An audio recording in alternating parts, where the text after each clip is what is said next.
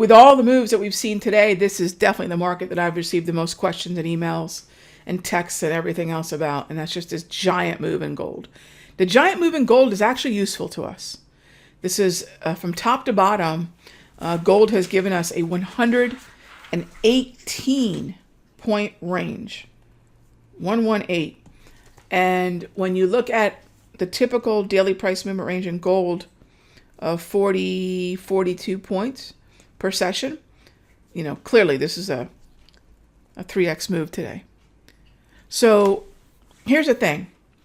Take a look at the Darvis back in here. The two orange lines I've extended from these Darvis levels back in here. The other thing to keep in mind, again, extending these forward, what was once support, I would continue to expect to be support. All right, so we've got those levels right in here. And we've stopped right in that level. So the Darvis, considering this a 3x move, way out of character. Interesting that the Darvis levels are doing an excellent job holding where we've sold off to. In fact, we've even bounced from that lower level. We're doing a pretty good job also. Take a look here. Take a look at my V-score. Our V-score reading in here that's actually a 0.944 V-score. And today we have a 0.91.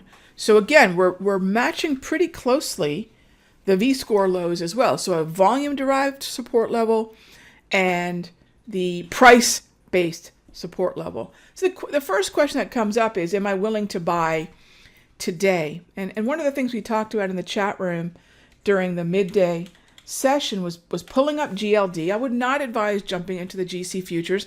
Maybe micro GC, the micro contract would be fine. But what I'm focused on mostly, I could go at December 18, and there's plenty of liquidity there, but I've got a mere 39 days to expiration, and that usually is not the way I like to trade. So there's plenty of liquidity out in the January 15 contract. So sure, if you want to go with the D18, there's no problem with that. Again, 39 days to expiration. Not as much time as I personally prefer. January 15, 67 days. That's much more what I like to see. So Jan 15, giving myself plenty of time. The time decay or the theta decay monster is not in my rear view mirror. The next thing is, what is an at or slightly in the money option here? I'm looking at 173. These are one wide, so that suits me just fine. And I'm looking at the 173 calls. Now, could you step in and start to shop these? Absolutely. They've been hovering around 670, 680, 690 on the bid for most of the day. You could certainly have scooped these up for anywhere from 680 to 685. So the first question is, am I willing to do that? Yeah, there's no problem with doing that, gang. But here's the thing. I don't know where a $680 option sits in your budget, right? And when I talk about budget, this was something we talked about in the class Saturday. We talk about budget a lot. What does that mean? What have you allocated for a trade in gold of your capital, keeping in mind the other markets that you would like to have a position in, and again, set aside budgets for those. So I'm a big fan of budgeting, and that's affordability and budgets. Those words do not come up enough as far as I'm concerned when it comes to options discussions. So here's your zone.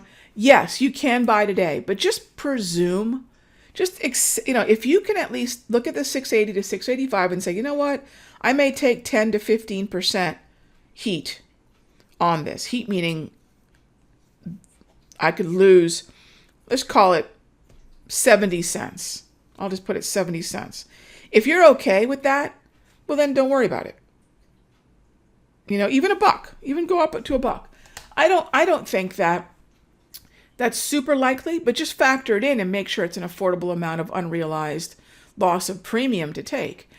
Alternatively, and we've talked about this before, when we have a sell-off like this, I'll actually look at the potential of a candle that's going to be either an inside day candle or a candle that might put in a slightly lower low and start the process of a minor low.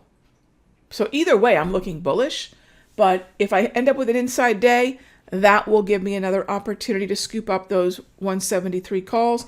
If I end up with a minor low, that will definitely give me an opportunity to scoop up some 173 calls. And I'll have to assume with the minor low, I'll end up taking a little bit of some heat, not taking a loss, just a little bit of heat on the options that I may have already chosen to buy. So getting in before the inside day, getting in before the minor low isn't about whether we know where the low is. We don't. It's about how much can we afford to lose on the premium.